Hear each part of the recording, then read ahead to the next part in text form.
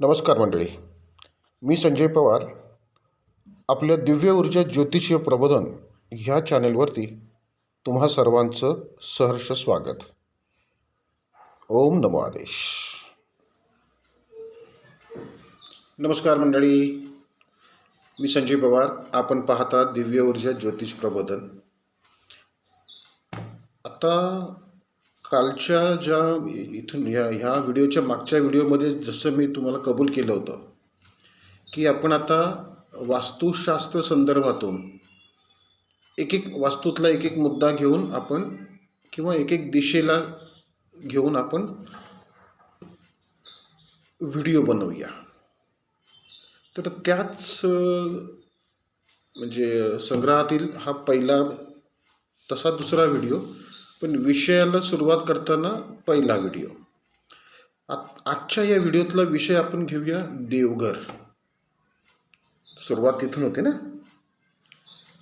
तर देवघर वास्तूमध्ये, मग ती वास्तू कशीही असू दे, छोटी असू दे, अगदी 10x10ची एखादी रूम असू दे, किंवा 1 BHK असू दे, 4 BHK असू दे, किंवा मोठं बंगलो असू दे,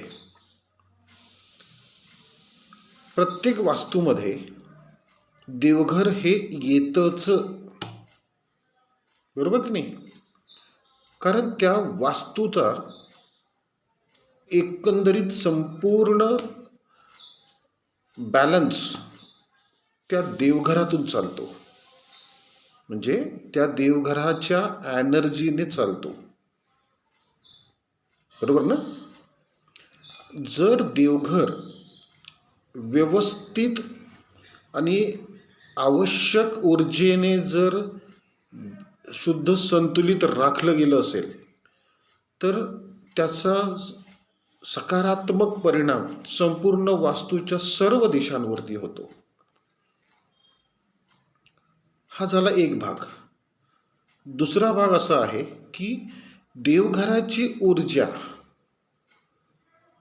ही निसर्गतः शुद्ध आणि संतुलित लाभली पाहिजे, किंवा त्या देवघरासाठी आवश्यक असलेली ऊर्जेला आपण शुद्ध संतुलित प्रमाणामध्ये राखता आलं पाहिजे. म्हणजे आपण त्याला राखणं गरजेचं आहे. आता सध्याच्या म्हणजे जो काही जी समाज व्यवस्था, ज्या व्यवस्थेमध्ये आपण राहतो, त्याच्यामध्ये जागा व घर, वास्तू, दुकान, ऑफिस जे काही असेल ते आपल्याला वास्तुशास्त्राप्रमाणेच मिळेल ही काही गॅरंटी नसते. पण त्याच्यामध्ये आपल्याला वास्तव्य करायचं असतं, राहायचं असतं. मग ते राहून देखील, त्याच वास्तूमध्ये राहून देखील आपल्याला त्या वास्तूतल्या प्रत्येक दिशेच्या आवश्यक असलेल्या गरजेच्या ऊर्जांना आपल्याला शुद्ध संतुलित राखता येतं. त्यातलाच हा पहिला मुद्दा आहे देवघराचा. तर आपल्या वास्तूमध्ये प्रवेश कसाही असू दे, म्हणजे मुख्य प्रवेशद्वार कुठेही असू दे, वास्तूमध्ये येणाऱ्या ज्या 8 दिशा आहेत, 9 म्हणजे ब्रह्म धरून, तर 8 दिशेमध्ये आपली वास्तू कशीही सेट झालेली असू दे, अगदी परफेक्टली ती पूर्व, पश्चिम, दक्षिण, उत्तर असेलच असं काही नसतं. कुठेतरी ऊर्जा इकडे तिकडे फिरलेल्या असतात. म्हणजे आपली वास्तू जी आहे ती रचना थोडीशी इकडे तिकडे फिरलेली असते, मागे पुढे झालेली असते. तर आणि हेच मागे पुढे होणं, ह्या मागे पुढे झालेल्या मुद्द्याचाच खूप म्हणजे बोलतात ना, गैरप्रकारे, चुकीच्या पद्धतीने, अगदी भीतीचं वातावरण निर्माण करून त्याचा गैरफायदा उचलला जातोय. वास्तू आहे मंडळी. तिच्या प्रत्येक दिशेच्या ज्या ऊर्जा आहेत त्या तशाच असतात, त्याच असतात, त्या बदलत नाहीत. आपल्याला म्हणजे आपली तेवढी पात्रता म्हणजे नसतेच मुळात की त्या दिशेच्या ऊर्जांना आपण बदलू शकू किंवा त्या दिशेच्या ऊर्जांना आपण रोखू शकू. नाही ना, एवढी पात्रता नाहीच आहे कोणात. एक मुद्दा इथे लक्षात घ्या, जी वास्तू आपल्याला लाभते ती वास्तू त्याच पद्धतीतून आपल्याला मिळत असते किंवा आपण त्या वास्तूमध्ये जन्म घेत असतो, वाढत असतो, शिकत असतो. कारण ज्या पद्धतीने जी वास्तू आपल्याला लाभली आहे त्या वास्तूच्या सर्व दिशेतील जे काही म्हणजे दोष निर्माण झालेले आहेत, आता वास्तविक मी दोष म्हणणं चुकीचं ठरेल, कारण आमच्यामध्ये कुठल्याच शास्त्रामध्ये दोष हा प्रकारच नाही आहे. दोष हा प्रकार नाही आहे. कारण जसं ज्योतिषशास्त्रामध्ये ग्रह नक्षत्रांच्या ऊर्जा ह्या कोणीही थोपवू शकत नाही किंवा बदलू शकत नाही आणि त्या एकाच प्रकारच्या ऊर्जा कायमस्वरूपी राहत नाहीत. तसंच वास्तूमध्ये देखील आहे. वास्तूमध्ये देखील त्या वास्तूवरती जो परिणाम करणारी जी ग्रहगोचर स्थिती असते, दिशा स्थिती असते, ती कायम त्याच पद्धतीने तुमच्यावरती परिणाम साधत नसते.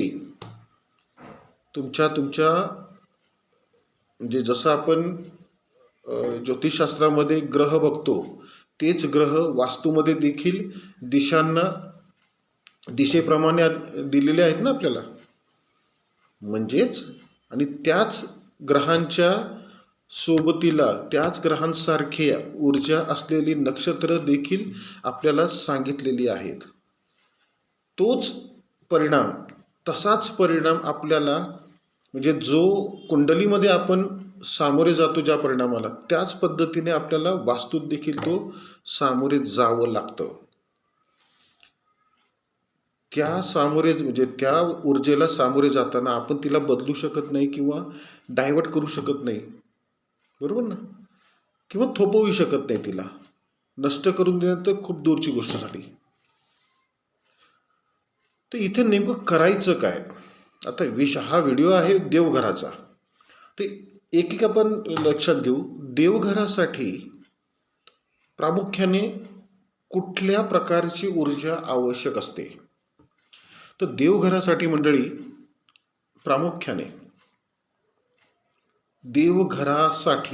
प्रामुख्याने गुरु आणि चंद्र यांची एकत्रित ऊर्जा गरजेची असते. जर ईशान्येला आपला म्हणजे वास्तूचा कोपरा, ईशान्य कोपरा बरोबर योग्य पद्धतीने आलेला असेल ईशान्येलाच, तर प्रश्नच नसतो. तरी सुद्धा तुम्ही म्हणजे वास्तुशास्त्राप्रमाणे परफेक्ट असेल तरी सुद्धा किंवा काही डिग्रीमध्ये मागे पुढे झाली असेल तरी सुद्धा आपल्याला त्या क्षेत्रातील म्हणजे वास्तूच्या अंतर्गत क्षेत्रातील, आता वास्तूचे अंतर्गत क्षेत्र म्हणजे कुठली, तर समजा मुख्य प्रवेशद्वार झालं, पुन्हा देवघर झालं, आपलं स्वयंपाकघर झालं, त्यानंतर मग WC बाथरूम झालं, शयनकक्ष म्हणजे बेडरूम झालं, हॉल झाला, किंवा घरामध्ये येण्यासाठी किंवा घरामध्ये जिना पायऱ्या असणे, ह्या प्रत्येक क्षेत्राला आपापली विशिष्ट ऊर्जा गरजेची असते की नाही. तसंच देवघरासाठी जी ऊर्जा आवश्यक असते ती ऊर्जा असते गुरु आणि चंद्राची. तर मग आपलं घर वास्तू कुठल्याही दिशेला काही डिग्रीमध्ये मागे पुढे जरी झाली असेल, अगदी देवघर तुमचं नैऋत्येला जरी आलं असेल तरी, आणि ते नैऋत्येचं देवघर आपण आहे त्या वास्तूच्या ईशान्येला ठेवू शकत नसू, तर काही चिंता करायची गरज नसते. हा सगळा भयगंड पसरवलेला आहे, तुमच्यावरती दडपण टाकलेलं आहे.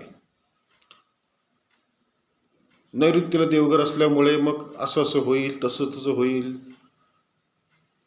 दक्षिणेला देवघर म्हटल्यानंतर तुमची तोंड पूजा करताना तोंड दक्षिणेला होणार, मग त्याचे फटके असे बसतात, तसे बसतात, असं नुकसान होतं, तसं नुकसान होतं.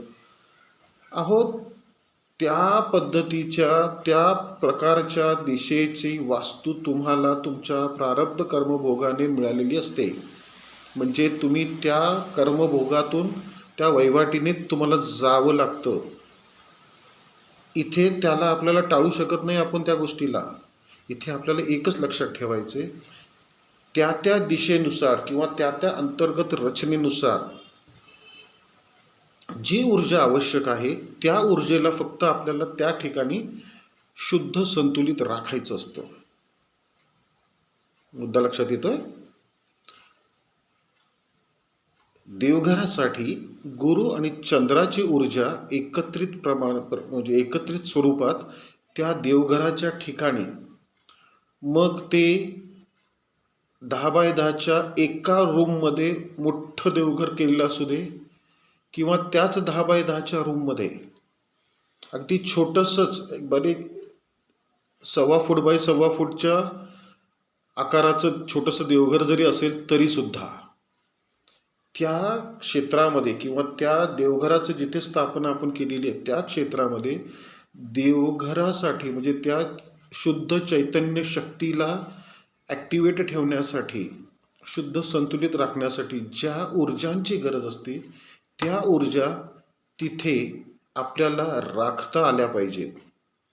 आणि त्या राखण्यासाठीच आपण जे काही ध्यान, पूजन, भजन जे काही करतो आपण, ते त्या गुरु आणि चंद्राच्या ऊर्जांना शुद्ध संतुलित राखण्यासाठीच करत असतो.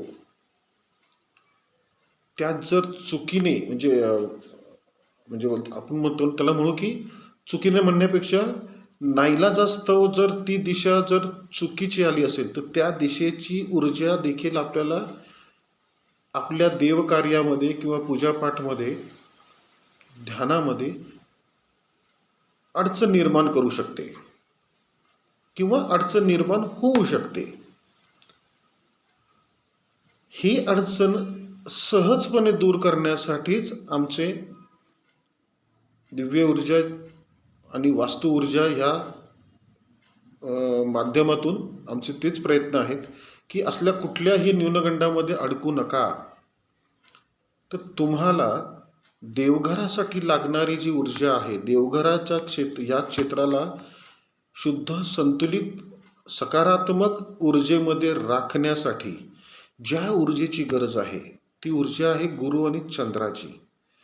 त्या ऊर्जाच्या स्तोत्रांच्या मार्फत, स्तोत्र नाही, माफ करा, स्त्रोत म्हणजे माध्यम, गुरुची फ्रिक्वेन्सी आणि चंद्राची फ्रिक्वेन्सी एकत्रितरित्या आपल्याला ज्या माध्यमातून मिळतात त्या माध्यमांना एकत्रित करून आपण त्या देवघराची ऊर्जा आपण आपल्या दिव्य ऊर्जाच्या वास्तुकुंभामध्ये एकवटून घेतलेली आहे, ठेवलेली आहे, तिचा वापर करण्यासाठी उपस्थित केलेली आहे.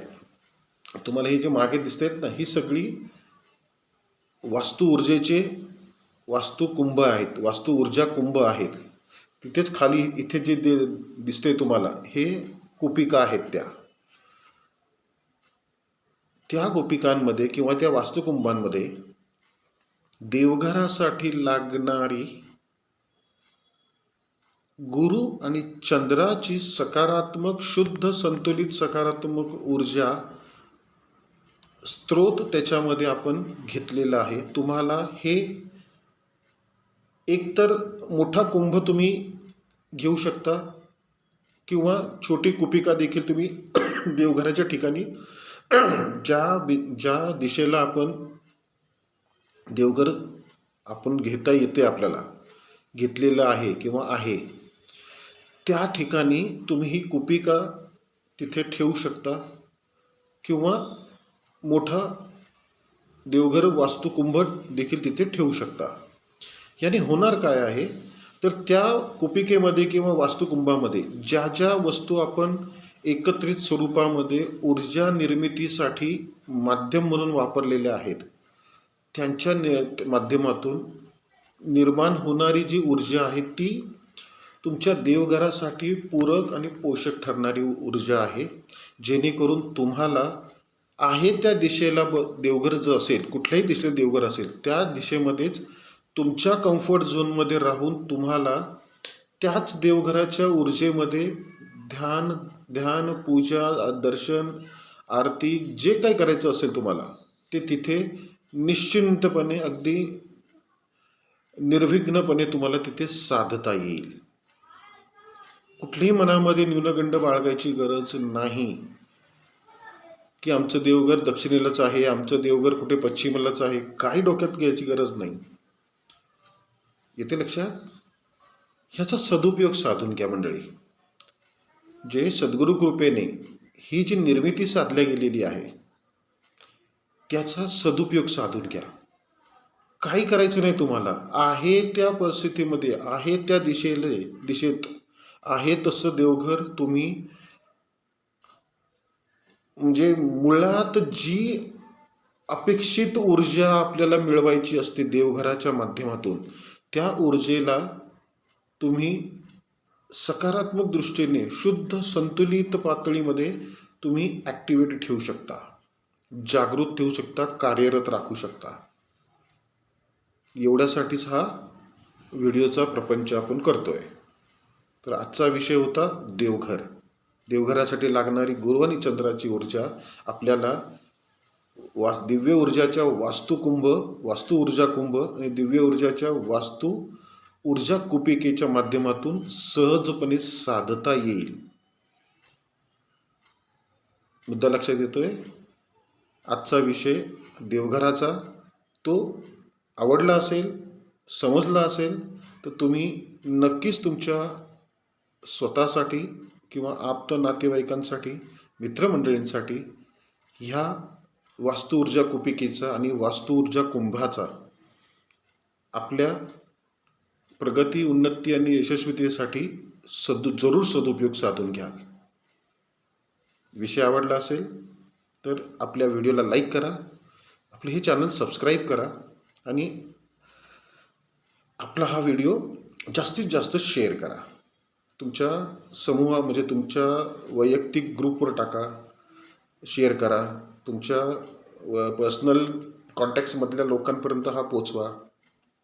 कुठलाही न्यूनगंड मनात बाळगू नका, भीती बाळगू नका. काहीही होत नाही.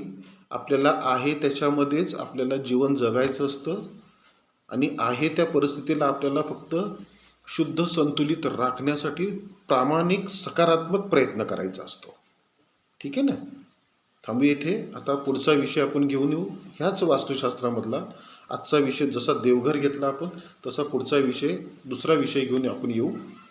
तोपर्यंत शुभम भवतु. ओम नमो आदेश.